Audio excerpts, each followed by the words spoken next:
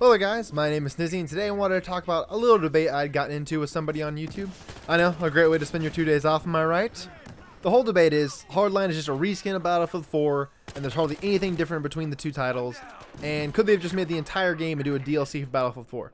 Well, I just have a few points I would like to make about this whole argument, so let's get to discussing it. So my first point will have to be weapons and weapon balance. So let's say the Hardline just comes out as a DLC for Battlefield 4. So let's say that we still get 5 more DLCs for Battlefield Hardline. That is 5 different map packs with 4 or 5, maybe even 6 maps. And people would expect to get guns with all of those map packs. I mean, you come out with 10 different map packs and the entire back half of it, you don't get any new guns.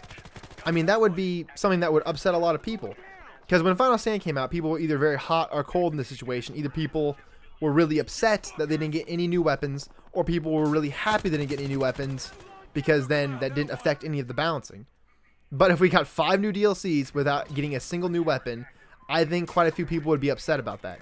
But if we added in all of the weapons from all of those DLCs and we put them in the base game, that would throw all of the balance that they've created completely out of whack. They have to balance out all those guns so there's not one god gun, and they have to try and make it so that it's not all just like a bland mixture, like where they're all kind of the same, like where there's not really any differences between any of the guns. And that's kind of a problem that Battlefield 4 suffers from now. I mean, we have sniper rifles that are barely different. We have assault rifles that all pretty much do the same thing, with the exception of like the Scar H and the FAMAS, and well, I guess in the Bulldog. But that would completely throw all of that out of whack.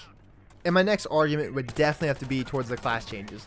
Because if you go from Battlefield 4 and then going into one of the DLCs for Battlefield 4, you can't use the RPGs, LMGs are pickup weapons, and you have sniper rifles that kill in one bullet from pretty far distances. That's a drastic departure from the base game. I don't think that would be like a good mix between going from Battlefield 4 and having where you can't kill anybody up close with a sniper rifle, having shotguns that are very ineffective, being able to use LMGs whenever you want, being able to use RPGs whenever you want on anything at any time without having to have a perk for it. It'd be a very jarring difference between both the games, and a lot of people would be asking, how is this even the same game? These are totally different things, and we'd be getting 5 different map packs with 5 different sets of weapons for that other DLC.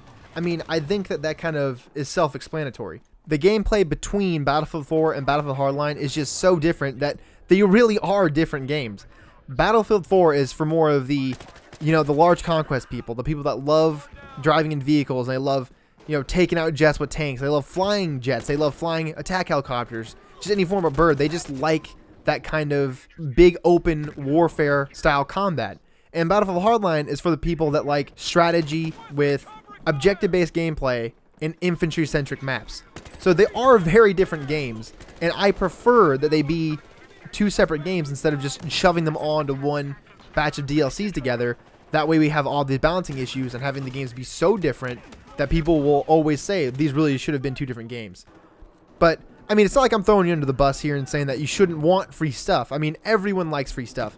I mean, when I get my punch card from Which, I get all the punches put into it, and I get one free sandwich. I don't go up to them, throw the card in their face and say, hey, fuck you, I'm paying for this goddamn sandwich, there's not a goddamn thing you can do about it.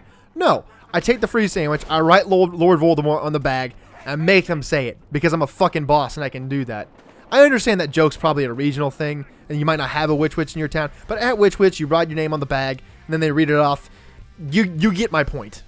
But this has been Snizzler, and I really hope you enjoyed this video, and make sure you just tell me what you think of this whole argument. Tell me if, now that the beta's come out, if you really do think that these are separate games, or if you think it should have been a DLC. I mean, at the end of the day, everyone has an opinion, and if you don't like the game, then don't buy it. I mean, it's really not that big of a deal. If you have 60 bucks laying around, absolutely pick it up. If you don't, spend your money somewhere else. Buy some groceries, literally anything else other than something that you just don't want to play. I mean, if you want to boycott it, boycott it. Make sure you subscribe to Don't Revive Me Bro, and you actually check out my own personal channel. The link will be in the description.